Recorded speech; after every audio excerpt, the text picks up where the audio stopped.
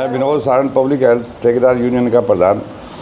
जो हमने 5 दिन से पीछे हड़ताल कर रखी है, हमारी पेमेंट नहीं आ रही है पीछे से, और आई है वो नामात्रा आई है, तो इसलिए हमने हड़ताल आगे भी जारी रखने का निर्णय लिया है। जब तक हमारी पेमेंट नहीं आएगी, हमारे सारे ठेकेदार भाई हैं जो हमारे साथ हैं, यूनियन के साथ हैं, और हम काम बंद रखेंगे।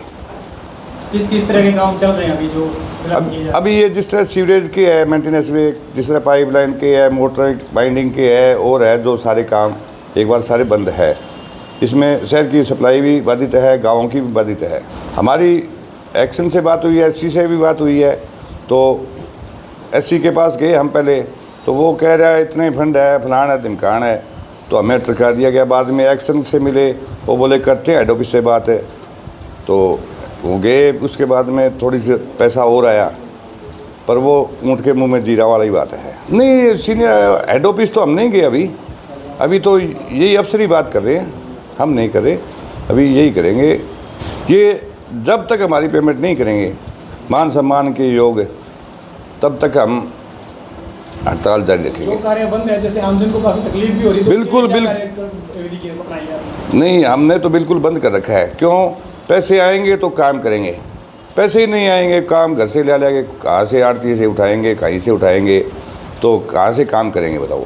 ठेकेदार लगाते रहेंगे, पैसे ना आए तो कितने दिन काम करेगा जी। कम से कम 15-16 करोड़ दोनों डिवीज़नों की मांग है, और ये आए हैं इसके अंदर है 45 लाख, करीबन 44-45 लाख के तो इस 2 नंबर डिवीज़न में आए हैं, और 15 लाख रुपए करीबन 1 नंबर डिवीज़न में आए जो सीवरेज की है, जिसमें सरसा शहर है, रानिया शहर है, और अपना एलनाबाद है।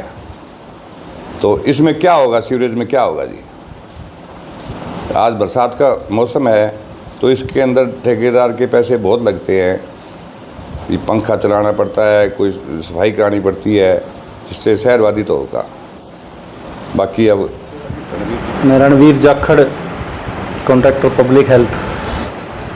क्योंकि सभी की पेमेंट रुकी हुई है, और हमने एससी साहब से, एक्शन साहब से भी रिक्वेस्ट की है भी आप हमारी पेमेंट हेड ऑफिस बात करके जैसे भी पेमेंट मंगवाएं, क्योंकि कॉन्ट्रैक्टर इतना जल्दी तो काम बंद करता ही नहीं जब तक उसके हाथ खड़े नहीं होते। अब सभी के हाथ खड़े हुए हैं, सारे रोड पर आ रहे हैं, और ऐसा कोई सिस्टम नहीं है भी कोई काम करने के लायक। देखिए, हिंदुस्तान के अंदर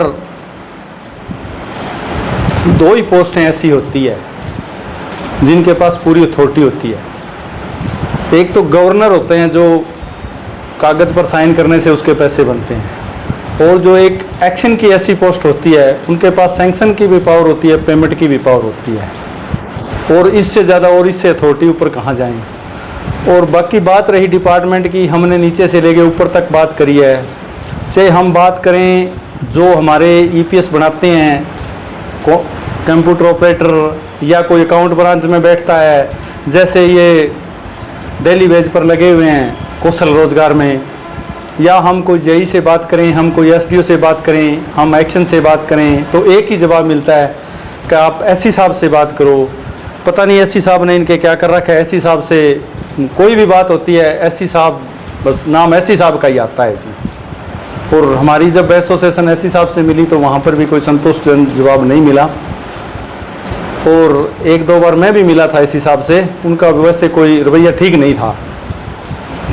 तो यहाँ पर पता नहीं भी एससी साहब ने भी कोई प्रॉब्लम है या क्या है। हर आदमी के एक ही नाम आता है जो भी एससी साहब है। भी जब डिमांड का कहते हैं डिमांड भेजो, तो एक हमने तो भेज दी, एससी साहब डिमांड नहीं भेजते। या अभी हम कहते हैं हेड ऑफिस बात करो, क्या एससी साहब पता नहीं क्या बात है, हमारे को तो ऐसा पता नहीं भी है। एससी साहब ने ना अफसरों के क्या डर बैठा रखे है, क्या कर रखे है, या तो एससी साहब जाने या ये अफसर जाने। अब इसके बारे में तो हम क्या कह सकते हैं।